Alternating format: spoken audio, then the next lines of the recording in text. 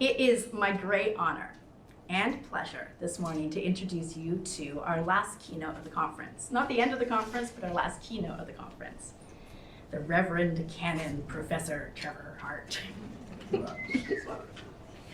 Sorry, I have a hard time not teasing Trevor. You know, he looks so serious, doesn't he? Feel free to tease him occasionally. Trevor is the rector of St. Andrew's Episcopal Church, St. Andrews, and the canon theologian of St. Ninian's Cathedral, Perth.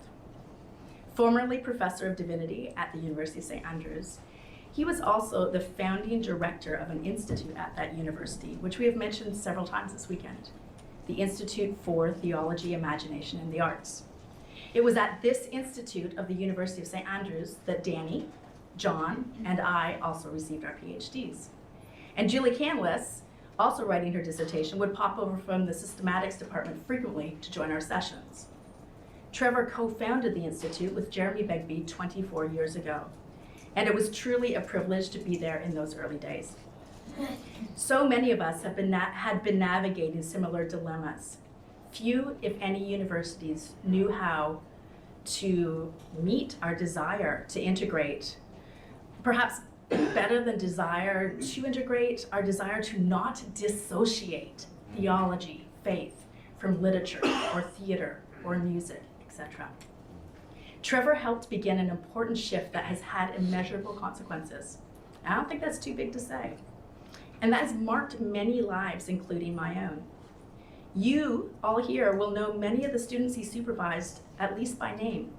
In those early days, they included arts and inkling folk like Michael Ward, Sharon Jebb Smith, Gisela Krecklinger, Matt Jensen, Travis Buchanan, Ivan Kovacs, Philip Talon. And although he'll tell you that he's not a George MacDonald scholar, I've heard him say that too many times, do not believe him. Friends, this gentleman has supervised and examined more MacDonald-related PhDs than anyone else in the world, and I exaggerate not. In fact, the very first PhD he co-supervised with James Torrance at the University of Aberdeen in the 80s, I think he was still a teenager at the time, was Carrie Dearborn's PhD thesis, the thesis that later became the signal text, the Baptized Imagination, the Theology of George MacDonald. I'm sure many of you have used that text. That was the supervisor, one of the supervisors of the text. Trevor didn't just teach us himself. He brought others in to broaden and enrich in our thinking, others such as Malcolm Guite. That's where Malcolm and I first met in those early years at ITIA. I could go on embarrassing Trevor for some time. He has been examining theology and imagination for many years, and he has written a good number of very important books on the subject. Please go read them. One of his harder books to find, but one important to those of us in this room, is one of the very few publications on Thomas Erskine of Linlathen, a key mentor of George MacDonald. Linlathen, Erskine really shaped both MacDonald's mentors, such as A.J. Scott, as well as MacDonald himself. Carlyle and MacDonald hung out together at Erskine's house. If you are interested in some of the early Scottish influences on George MacDonald's theology and his praxis, that book is really important. In addition to being an insightful, very patient, kind, and caring professor, supervisor, and priest, Trevor is also a music aficionado. He's quite good on the guitar himself. An inveterate reader, a woodcarver, a loving husband, father, and newly a grandfather. And despite appearances, he does have the ability to occasionally be quite goofy. With the same request for a little of how he first discovered MacDonald and something about MacDonald or his work that drew him in deeper, friends, it is my pleasure to share with you our final keynote on George MacDonald, my teacher and friend, Trevor Hart.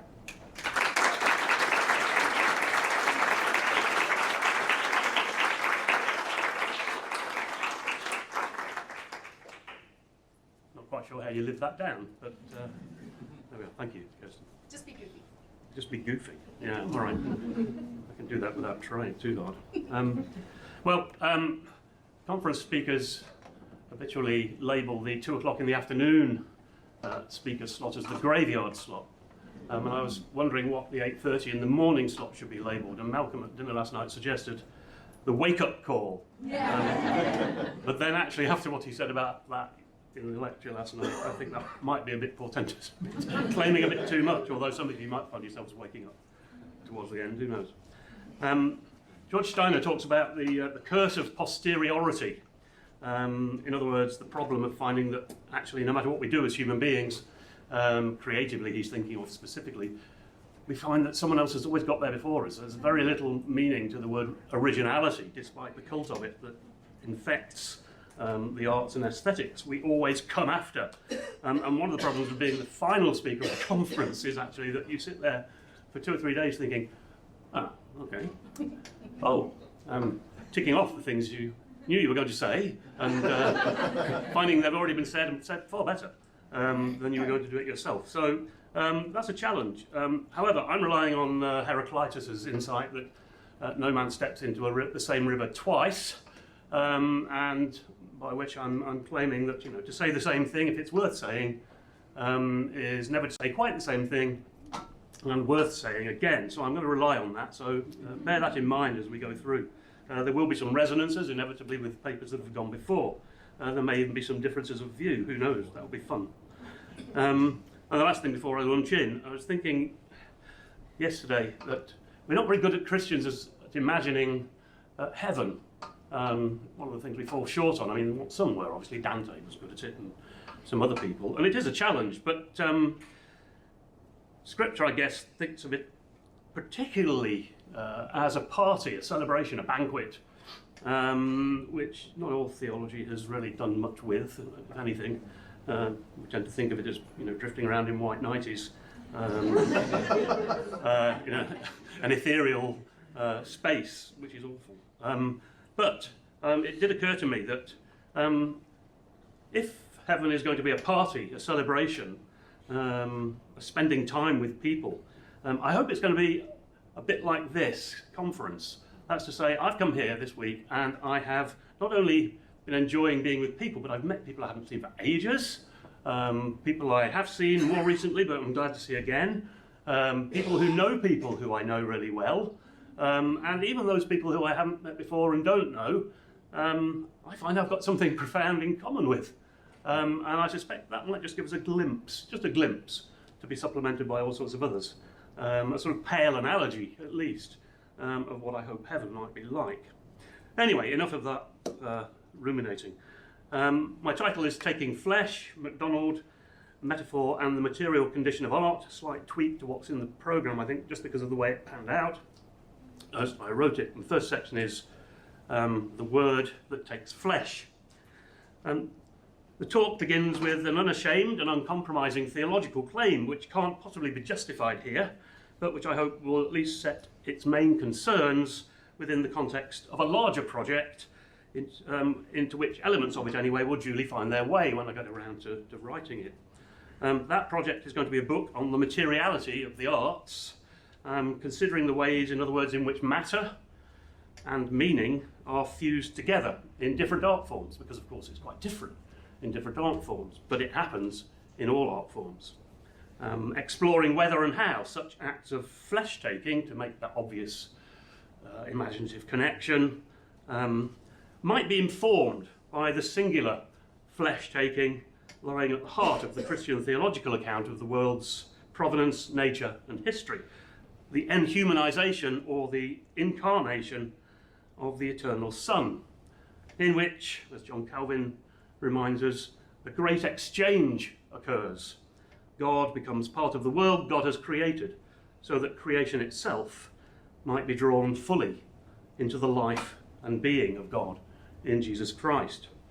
So here's the unjustified claim.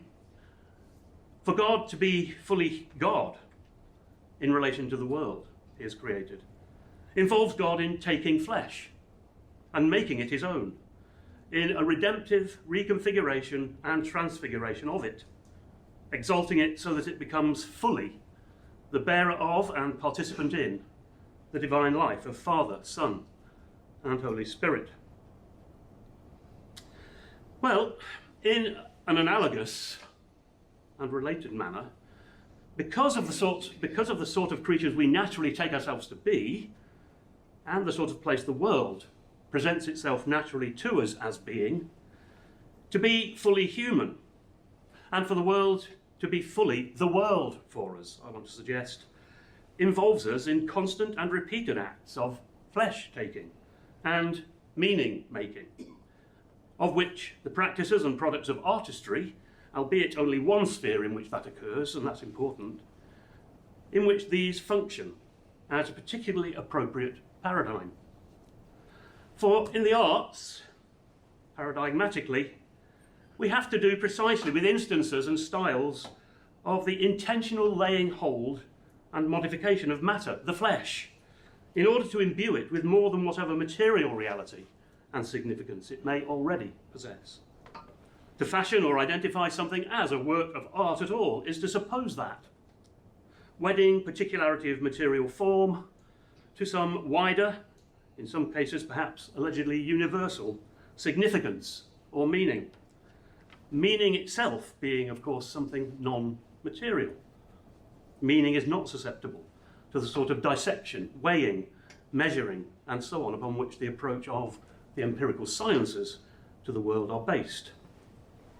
Again, this deliberate wedding isn't peculiar to the circumstance of the arts. Any meaningful object or gesture participates in the same play between particular material form and wider patterns of significance that help us, as we say, to make sense of them.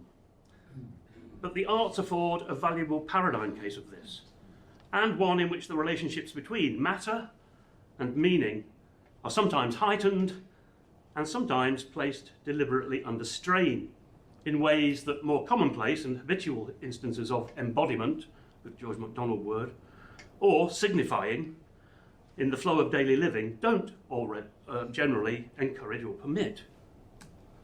The work of art, we might say, demands attention and interpretation at some level of our encounter with it. Otherwise, its materiality necessarily remains mute or opaque rather than translucent, a series of surfaces which, appropriately polished, to use another of MacDonald's own images, prove again and again to embody or to body forth something much bigger and deeper than they themselves are as such. Dimensions of reality which otherwise would remain obscure, beyond the grasp of our languages, including the languages of the arts, and so incapable of expression and meaning. Section 2, the re-enchantment of the world and how matter matters. Of course, not all accounts of what it is to be a human being or the reality of the world we typically suppose ourselves to indwell would concur or be compliant with the sort of account or the range of things to which we grant the epithet real that I've just given.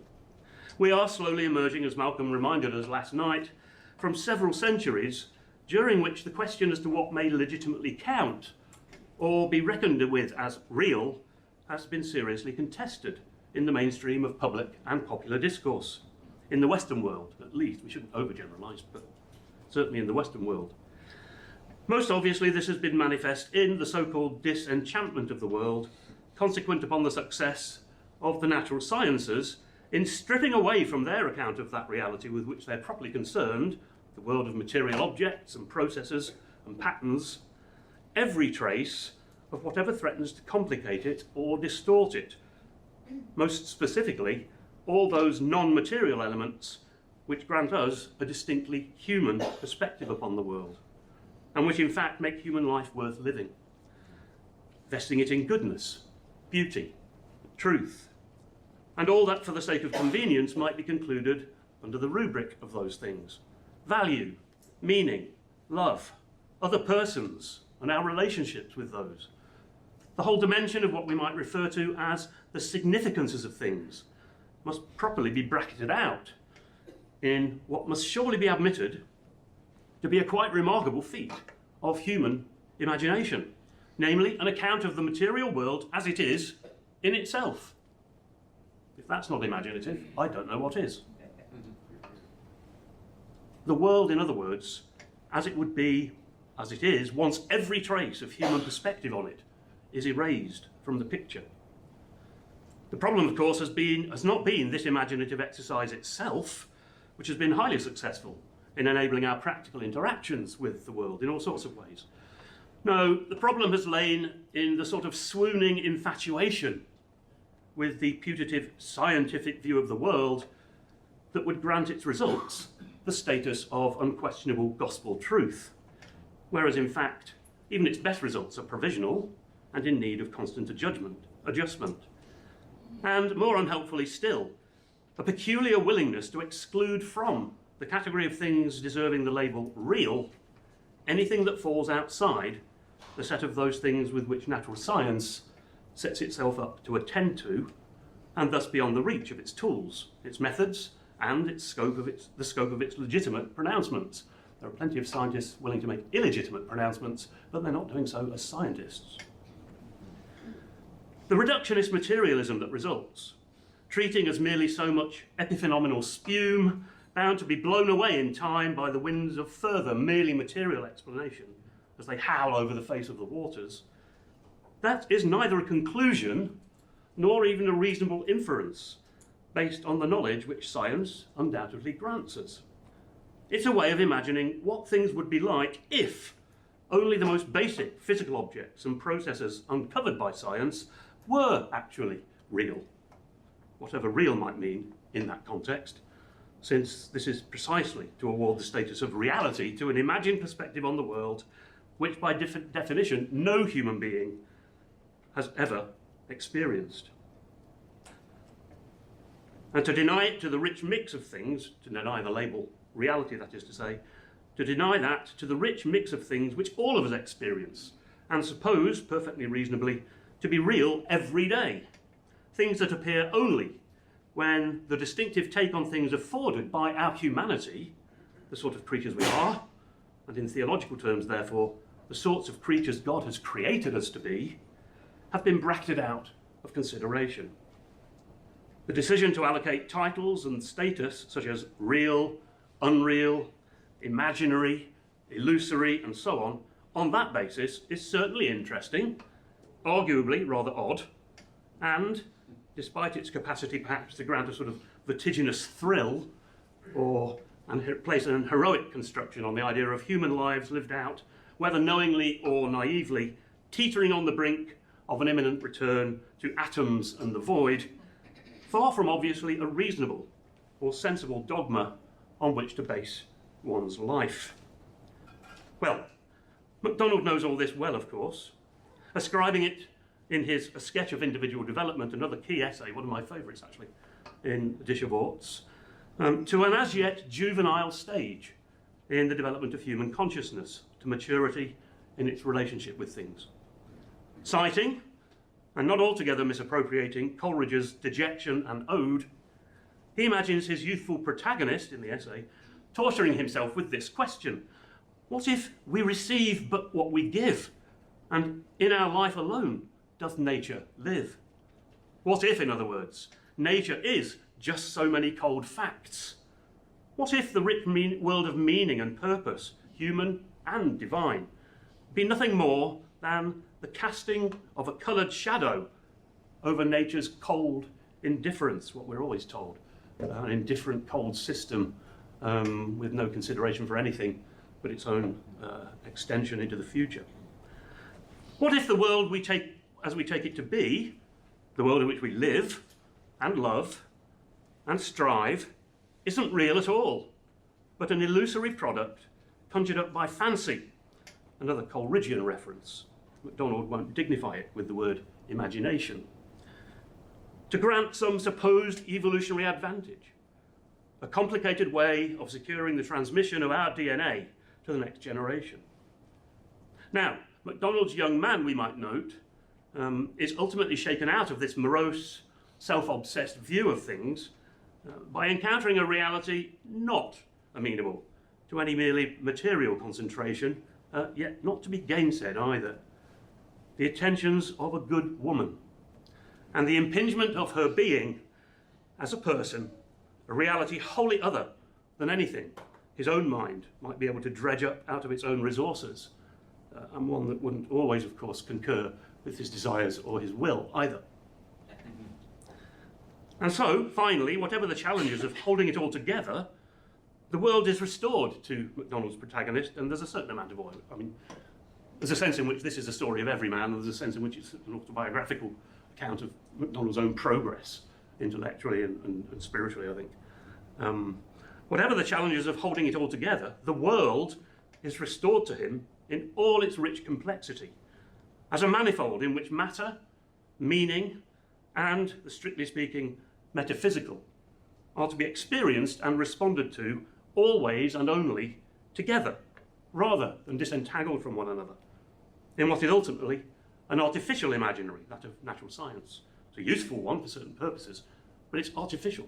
It's an imaginary, and one from which reality itself tends not to emerge unscathed.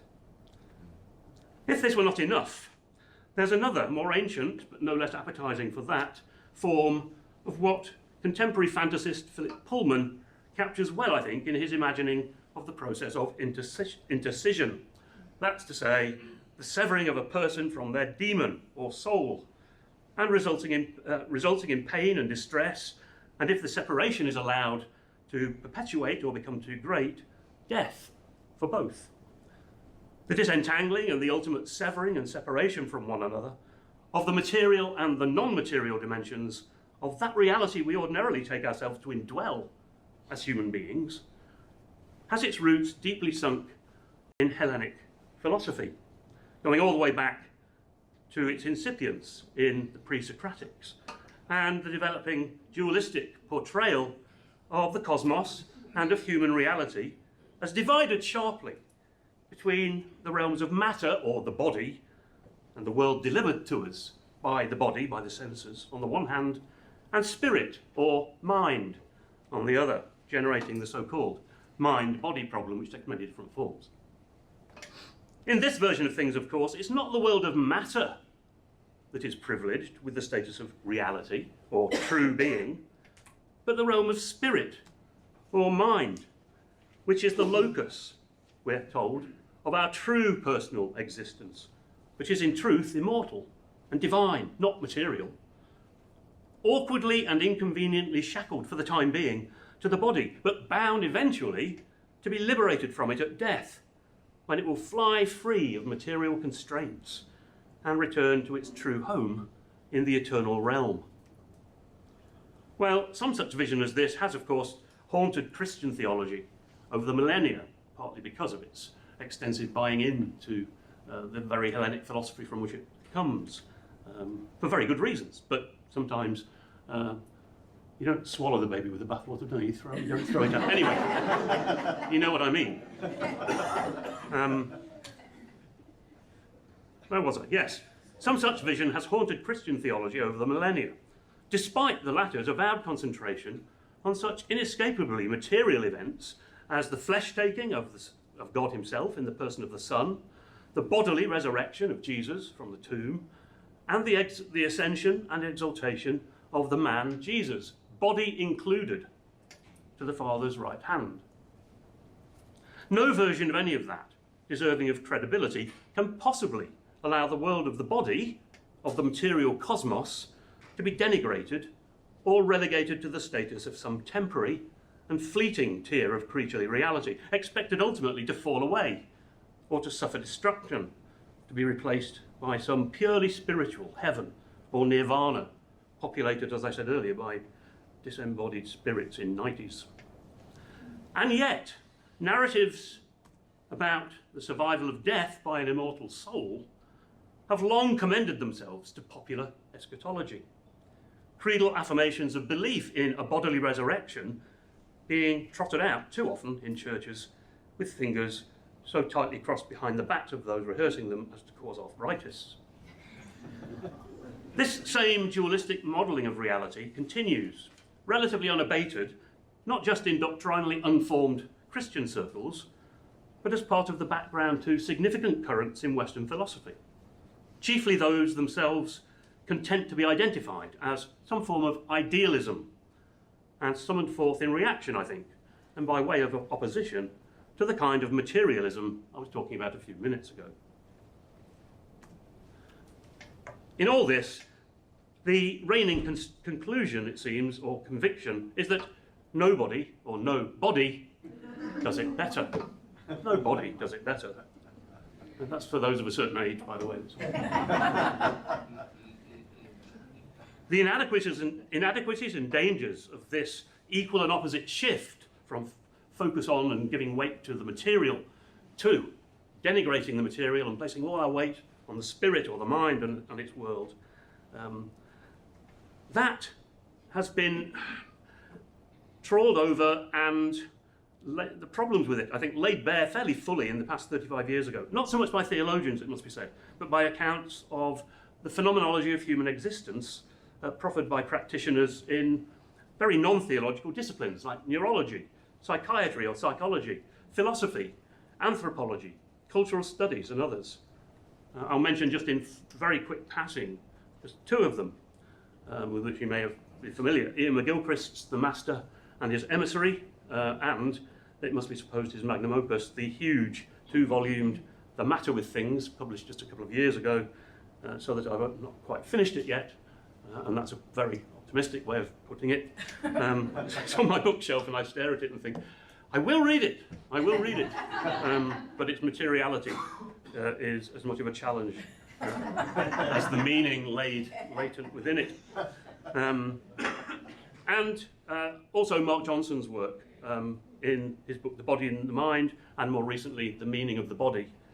Both of these challenge the widespread supposition that the worlds of the body and the mind, the soul and the spirit, matter and meaning are in fact discrete and might therefore in principle be separated out from each other, suggesting instead that these two levels or dimensions of our humanity actually interpenetrate. They are, to use a theological analogy, perichoretic, and they're dependent upon each other. The very structures of rational thought and speech, for example, according to Johnson, being wholly contingent on the material properties of the brain, the body, and the body's physical environments, and indeed the social environments provided by the particular flesh of history and culture. If it is truly like that, then there could never be any transcendent, discarnate human mind, self, or soul. And the phenomena of human experience and existence, when carefully examined, turn out to be composed of both matter and meaning in endless possible perichoretic configurations, but never in isolation from one another. Johnson is not writing as a theologian. I don't know what his personal theological convictions are, if any, but he does, at the end of one of his chapters, point out that as far as he's concerned, he has no idea whether there's going to be life after death, but if there is, it will have to be bodily if it's going to be human life of any description, because human meaning, that which we take to be in our minds and provided by our minds is wedded to the physicality of our bodies and the way our bodies work, the way our bodies move. I'll come back to that. Of course, there remains much about reality, perhaps the larger part of it, which is properly mysterious, of which our most fully human peregrinations in the world may only confront us with glimpses, but which they can never hope to exhaust. Now, the resonance of all this, not just with the substance of our day-to-day experience of the world, but also with a distinctly Christian imagining of the shape of our own creatureliness and the world created by God and gifted to us as a home, are profound. Thus, the cosmos, it suggests, is indeed, as the Creed maintains, as Paul in Colossians says, it's a manifold filled with things both visible and invisible, a world in which there is a confluence of matter and meaning and abiding mystery to be reckoned with, in which there is always more to the reality of things than ever meets the eye, or the ear, or the nerves in our fingertips, or whatever, or ever will, and in which material realities in particular are therefore constantly and properly to be experienced, in Rowan Williams' words, looking here a little more casual than usual, as more than they themselves are. Material realities, he says, humanly are experienced as more than they themselves, as material realities, are. And in a world in which, therefore, being the sorts of creatures we not only most naturally experience ourselves as being, but which Scripture and Christian tradition suppose and tell us that we are, neither angels nor mere animals, but an odd sort of creature, seemingly plugged into and indwelling all relevant dimensions of reality at once.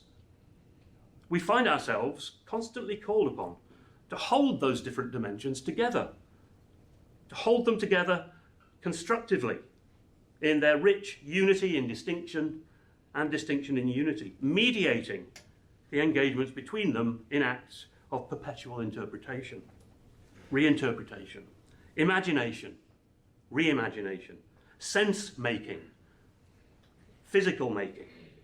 In some of MacDonald's own favourite images, acts of attending carefully to the translucence of physical surfaces when they're polished in order to discern what lies beneath, and acts of embodiment, bringing to expression in material form that which is itself not material and has no natural presence in the world of materiality. Again, none of this was either new nor strange to MacDonald, whose account of it all sometimes seems eerily prescient of the sorts of things now being said by McGilchrist, Johnson and others. Yet again, we find MacDonald having been there, done that, and presumably got the T-shirt, although only if he's seen Bob, I think. But he says these things already in the late 19th century or mid-19th century. MacDonald was, let us not forget, a considerable polymath. He was an intellectual of the sort capable of attending to reality on a very large canvas, grasping the bigger picture rather than, as so often today, scholars, academics, thinkers tend to concentrate on knowing more and more about less and less. And so we may suppose he was well placed to refuse house room to the mutual misunderstandings and alleged necessary antagonisms between the best of learning in a range of different spheres. Theology and science was the obvious one, but there were plenty of others. And to insist instead upon tracing the threads of confluence that point to their overall contiguity and complementarity. Section 3. There are only 4 sections, by the way, just so that you can get a sense of where we're at. Oh, that didn't work.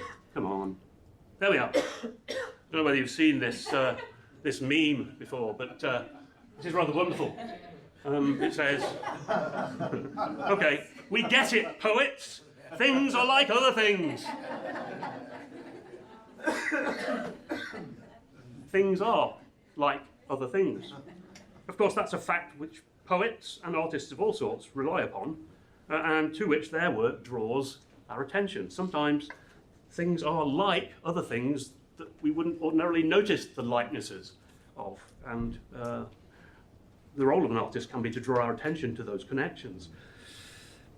But the fact that, in the world as we experience it every day, things are like other things, that resemblances, and of course correspondingly therefore differences, exist between things, some of them close to the surface, others hidden, as I've said, so deeply as to go unnoticed by most of us, most of the time. That's not just grist to the poet's mill, it's fundamental to every attempt we make humanly to make sense of the world around us. As Dorothy L. Sayers in The Mind of the Maker reminds us, we can explain nothing in terms of itself. Therein lies autism. Trying to define something in terms of the term you already have. I mean, you need to compare, you need to relate it to something known. You need to say it's like that, or it's not. We can explain nothing in terms of itself. We can only explain it in terms of other things with which we can fruitfully compare it. And in doing so, we rely upon the outcomes, of course, of a millennia-long process of doing that, of tracing and identifying relationships of resemblance, likeness, and difference between things, granting them names, most of all, if not all, of which prove ultimately to be the fruits of poetic labour. That's fundamental to the book that Malcolm referred to last night, and I was going to have a section on, but didn't get around to it, and that's Barfield's Poetic Diction. I mean, a remarkable book, which again is remarkably prescient of McGilchrist. We experience reality as connected, and yet for several centuries now we've been suffering from the approach of Homo analyticus and his power to dissect and define and classify, and then treat everything in terms of those classifications, which of course are incredibly useful because then we can name things and label things and say what they are and what they're not. However, that is not the world. That is our thoughts about the world. And if we spend our time focusing on our thoughts about the world and our classificatory schemes, then again, we slide into a form of autism. We've no exposure to reality. You can't think about the world and attend to it at the same time. You can only do one or the other. That's what McGilchrist says too about you need to bring your classificatory schemes, your concepts, your ideas, your explanations, all this back to reality. But when you get to reality, what you find is it's all connected. So then you have to make sense of it and you're back to your thoughts again. But the two need to go together. The question, what is it like, is the necessary starting point for all humans' explanation and understanding, and the vast and complex schemes of classification on which our everyday speech and thought depend rest securely on the ground of tokens forged once in the heat of a poetic realization, more or less profound in its nature. This is still apparent today, it's worth pointing out, in the acknowledged cutting edges of human knowledge, such as the frontiers of scientific research and experiment, where genuinely new realities are uncovered. What do you do with a genuinely new reality? A reality for which, precisely because it's new, we have no language. No place in our carefully constructed schemes of things. What on earth is it? One white-coated, clipboard-clutching geek may reasonably say to another. Lacking any resort to simple classification, it's one of those things we found last week. Any meaningful answer to the inquiry is bound to be driven in the direction of the poetic, offering more adventurous, imaginative handholds in the forms of metaphors that draw attention to threads of likeness with things we already know. It's a bit like one of those other things we know over here. It's not one, but it's a bit like it. Look, bring them together, see. And we name them accordingly. That's how we get scientific, cold, hard-edged scientific categories like sound waves. And there's a whole raft of them. The whole of science is shot through with metaphor. It can't not be. While we do acknowledge, of course, that these threads of connection are mixed together with what might be very significant levels of difference. As Paul Ricoeur, the philosopher, reminds us, in the same moment as the eye for metaphor furnishes the imagination with tokens in terms of which to speak of things, its generosity is therefore necessarily qualified. Every bold suggestion that it is, he says, haunted by the whisper, and yet it is not. Well, there are, of course, other frontiers of knowing than those explored by the sciences, and something similar occurs there too. In fact, the grasp of connections between things, of the threads of similarity that, while often deeply hidden, nevertheless seem to be shot through the world in a manner pointing to its overall nature as a whole, so much more meaningful than the sum of its parts, that is itself a frontier of knowing. Since every identification and successful expression of such threads of connection grants us access to things we would not otherwise know or not be able to make sense of. The eye for metaphor, says Aristotle in his Poetics, is a mark of genius. An observation equally true, whether the eye in question is to be found in the so-called hard sciences. There's a metaphor for you. Hard science, what the heck? Hard? What do you mean? Or in poetry, the other arts, or anywhere else. The eye for metaphor, the capacity to spot, to discern, to glimpse a deeply hidden connection between things, enabling us to make sense of the whole, is a mark of genius, says Aristotle. Because the point is that at some point, and at some level, as Sayers notes, all language about everything is analogical. We think in a series of metaphors. Our thought and speech is necessarily shot through with poetry, even when that poetry goes unnoticed because it's been dulled by centuries of use and over familiarity. Because, as I said a moment ago, it relies wholly on those classificatory schemes in which relations of likeness and unlikeness have already been traced and named. We make sense of things. Take very seriously that metaphor. We're involved in making sense. It doesn't just impress itself upon us. And that's involved in seeing, grasping connections, finding meaning in them, drawing meaning out of them. There are lots of ways of expressing it metaphorically. And we do that only by relating them to other things, placing them within imagined patterns or grids of meaningfulness or significance.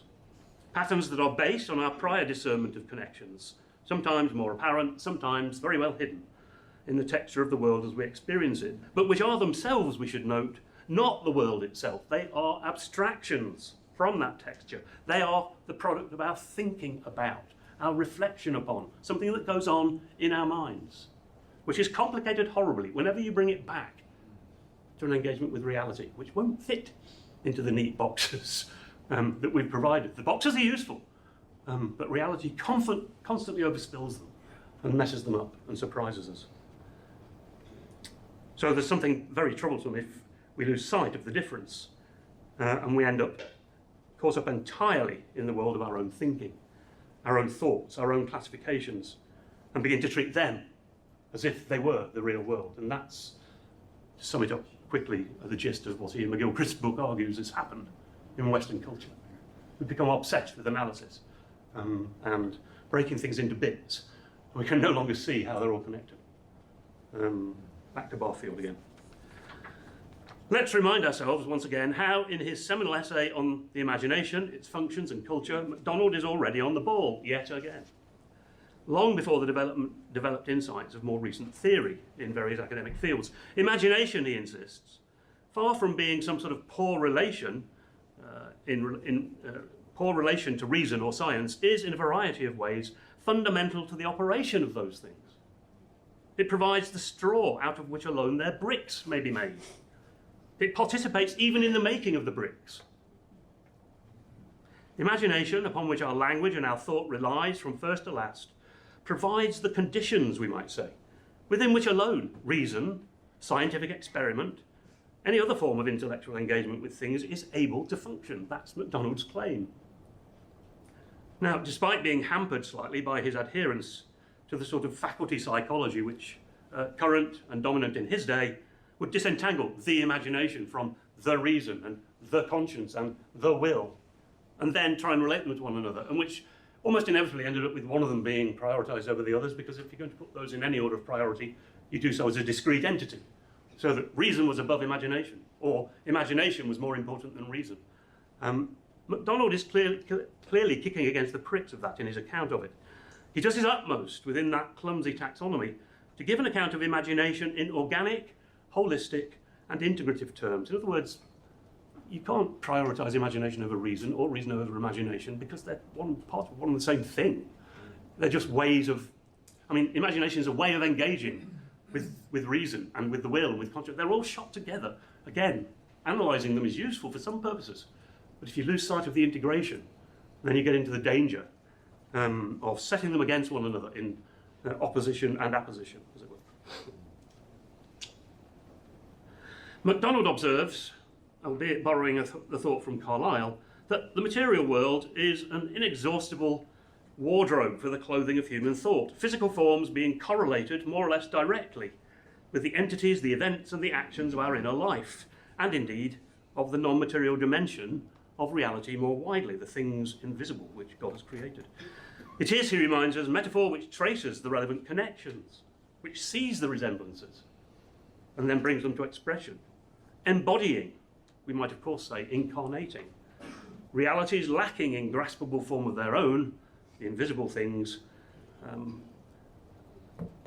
accommodating them to the conditions of knowing that are open to carnally rooted and grounded creatures like us, bringing them to expression in material terms, in other words.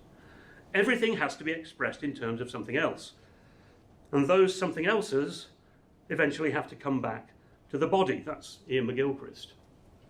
Okay? Everything has to be, one thing can only be understood, expressed in terms of other things, and actually, ultimately, non-material reality is always expressed in terms of bodily reality. Mark Johnson offers a convincing contemporary account of an equally vital movement in the other direction, from the world of the body into the sphere of the supramaterial, the invisible, suggesting that the very structure of thought, our concepts, our ideas, our patterns of meaningfulness, are themselves rooted, first and foremost, in the patterns of sensory motor experience, what it is to be a physical being in a physical world, the ways in which our bodies indwell space and time. And these directly influence the ways in which we're able then to think about and make sense of things. The templates of meaningfulness in terms of which our thought and speech about the world first develops and now operates, in other words, don't originate in the mind or consciousness at all. They feed up into it largely from our accumulated experience of what it is to be embodied. Disembodiment would not therefore result in purity of thought, as various forms of idealism and dualism have typically thought, but Johnson says the loss of all the means we possess for making sense of things. Take away our experience of the body and our bodies, and there is no thought. At least it's not human. Since, even if they are inseparable and mutually dependent, as this suggests, the inner world, the invisible, and the outer world, the visible, the bodily, are clearly very different things, this feeding up or transfer of meaningfulness between them is already metaphorical in nature. It is and it is not. We speak of one thing in terms of another while recognizing that they are radically different. To experience or to think about inner reality in terms borrowed from bodily reality is, Mark Johnson insists, to experience things metaphorically. Verbal metaphor, the linguistic phenomenon, is in that sense secondary and contingent, as we bring to expression the meaningfulness in a sense we've already grasped, not by thinking about it or speaking about it, but simply by being the sort of being we are, and having, in Aristotle's terms, the eye for metaphor. Now again, that's reflected in long-established habits of speech, the metaphorical colour of which is no longer noticed by us, but without which even the most straightforward, unpoetic and precise of human discourses would simply be rendered mute. When, for instance, we tell someone that we're feeling down today, or that our investigation has taken a turn, which is stretching our resources, or that someone is gradually coming out of a coma, or that crime is on the rise. I mean, you could go on forever. And these aren't poetry of sorts. They are found perfectly clearly and on every sentence of every page of any fairly discursive text you will ever read. But they're evidence of the wedding together of bodily and non-bodily. Last section. Embodiment and the material conditions of art. How are we doing? Oh. I'll rush. In MacDonald's account, these various links between things, were material and non-material or spiritual, the texture of reality and our human thoughts about it, our ideas about it, aren't matters of social convention or human invention, of course. They arise from what the divine artist has already invested in that poetic work, which is the cosmos. A reality in which matter and meaning, while distinct, are nonetheless shot through one another from first to last, and mutually dependent, rather than unnaturally yoked and bound eventually for the relief of an enforced eschatological divorce.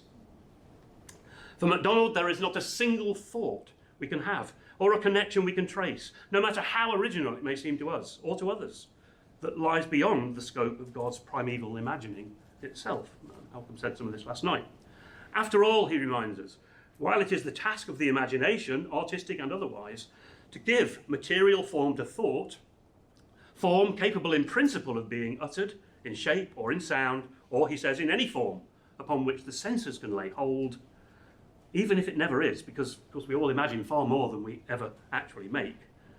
Our own imagining is itself the product of God's own prior creative vision and thinking. So the fit between one thing and another, between the inner world and the outer world, the lexicon of material forms that enable us to bring the inner world to expression, can only serve as the embodiment of our thought because they are, and we are, first, the embodiment of God's thought or God's imagining. When the most profound of these things suddenly appears luminous upon the wall of the artist's consciousness, therefore, their doing so ought not to result too quickly in things we're all familiar with in the art world, in signed originals, garlands of recognition and prizes, or ascriptions of genius. After all, the eye for metaphor, the realization of truth-bearing material form, are more truly God's own than they are ours, and only ever ours when they've been God's first. For unlike any human artist, MacDonald insists, there can be no meaning, actual or possible, attaching to what God has made, of which God himself is unaware, and that he himself has not invested in it deliberately. Even the totality of material forms available in the world lies beyond our capacity to catalogue and to wonder at, and each, individually and in the patterns of its relationships with others, MacDonald suggests, is laden with, informed by, an inexhaustible surplus of potential meaning, only some of which will ever be found out by us, let alone brought to successful expression. For that is what all imagination and all artistry finally amounts to, following and finding out the divine imagination, in whose image our imagination is made, searching out the things of God, the deepest of which, MacDonald says, the deepest of which are far too simple for us to understand as yet. I'd love to spend some time unpacking that phrase. It's counterintuitive, but it's a great phrase. Learning to see the world, I think he means, as God sees the world. To love the world as God loves it, and has indeed, as he would put it, loved it into being. And it is in truth the embodiment not of God's thought alone, but of God's feeling, God's heart too. Now, the familiar image that MacDonald uses to capture this circumstance, we've already heard about, Danny reminded us of it, borrowed from Francis Bacon, is of a children's party game, a sort of cosmic version of hide and seek, in which God secretes all sorts of exciting things in the world, meanings, significances, just for the fun of having us scurry around discovering them, lifting the edge of a carpet here, peering into the dark space behind some heavy damask curtains there, or a piece of Victorian furniture, excitedly uncovering things left by God, deliberately left and deliberately obscured for us to find. Now, lest we mistake that, together with the wider characterization of the artist in that essay, as in truth a trouvère, a finder, rather than in any meaningful sense a creator, lest we mistake that for a denigration or even a trivializing of the artist's contribution, we should note again that the quotation appropriated by MacDonald proceeds to insist that there is no greater honour than to be called by God to be God's playfellows in the game. It seems likely that MacDonald was having a bit of fun here, poking sharply in the ribs, on theological grounds, the whole 19th century aestheticist cult of artistic genius, isolated in his or her garret, awaiting the painful arrival of the muse before embarking on his or her personal replay of creatio ex nihilo. It's possible too, I suppose, that MacDonald wished his readers not to miss the sense of joy, enjoyment, fun, and play. Sorry, Danny, I wrote this before I came, otherwise I'd just let you say it. Not only of our human sharing in the venture, but God's own originating and continuing involvement as divine artist. The playfulness, which, alongside the painfulness, is a proper part, not just of what God has made, but as Colin Gunton puts it, what more God and we can make of the world together. And finally, this is a togetherness in which our permitted role is anything other than that of a sort of gopher or a maker of regular cups of tea for God. On the contrary, it's a role that will call forth from us responsible, free, and, to borrow the categories of a later cognate thinker, genuinely sub-creative acts of imagining and material making. That such acts can be undertaken, and that they can contribute positively and constructively to the continuing divine project only because they're in truth God's acts before they're ours, we ourselves being thought by God in the midst of it all. That doesn't detract from the dignity and the importance invested in this role in any way. It is simply, I think, another form or expression of the central paradox of Christian life, namely, that we are never more truly and fully personal in our actions than in those moments when we are most dependent on God and when God lives and acts in us. When we discover, to our relief, frankly, rather than our frustration or disappointment, that whatever good there is in our lives and actions, artistic or otherwise, I've lost my place now, yes. Whatever good there is in our lives and actions, and it is but fragmentary, is all of God and was his before it was ours. But in St. Paul's words, it is not I, but Christ in me. No less so, when we lay hold of wood, stone, tones, or words, and refashion them subcreatively to break forth new truth through the realization of beauty, than when we seek the well-being of the other at cost to ourselves and our interests. I mean, we over-moralize that statement. Of course it's moral, but it applies to everything. It's what John Bailey calls the paradox of grace. I beg your pardon, Donald Bailey. The paradox of grace. Not I, but Christ in me. Except when I screw up. Then it's not God in me. Then it's me. At such times, God acts in us and through us. But we are fully active and fully responsible. Our response, indeed, being vital to the job getting done at all, since it's part and parcel of the work in hand, God's work, and God will not finish it without our participation. And of course, our contribution being at all times overflowed and dwarfed by God's own, the possibilities of new meaning, the scale of what is yet to be done, what together with God we can yet make of the world, runs ahead of us constantly in ways challenging and exciting in equal measure. We are not called simply to follow instructions like those provided by IKEA, or I gather you say here, IKEA. Though frankly, that itself can be a considerable strain. We are called to work with the grain of the cosmos, a complex world, in order to uncover, to release, and to realize possibilities lying latent within its forms, waiting to be broken open and shared. And because the Creator's goodness is without limit, so the world he has loved into being teems with more goodness and beauty than we shall ever be able to fathom, so that no man can find out the work that God maketh from the beginning to the end.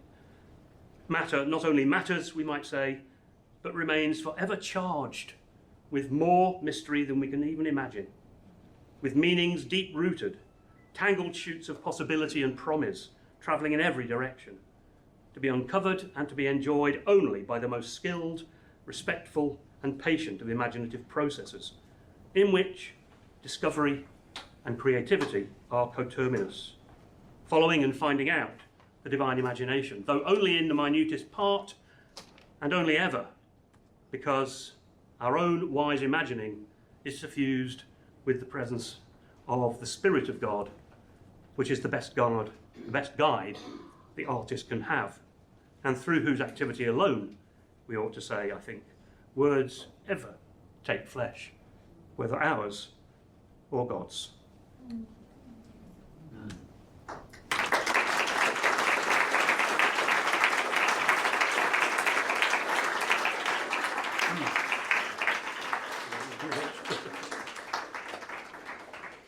Trevor, thank you so much for a feast. Thank you for reminding us how much the imagination matters.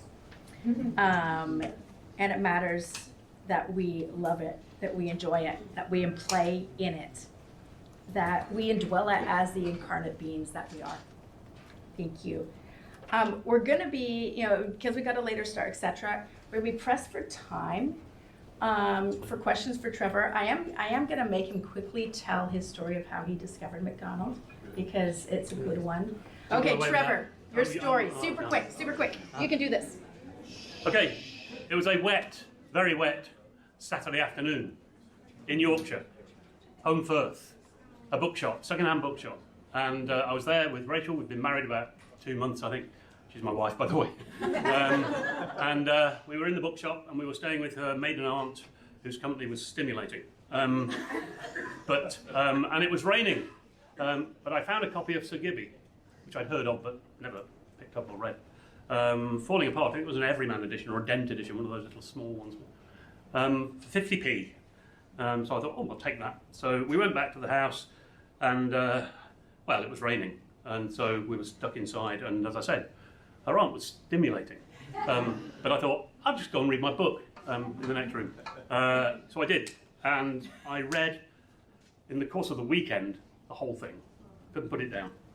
And I think that really was the thing that got me hooked, and then to look at other things. And I think it's worth saying that the essay on the imagination, its functions and culture played a significant role in my realising that actually this was something that theologians ought to take more seriously and stop dissing, because that's what theologians have a habit of doing, is saying, oh, the imagination, ooh, flaky.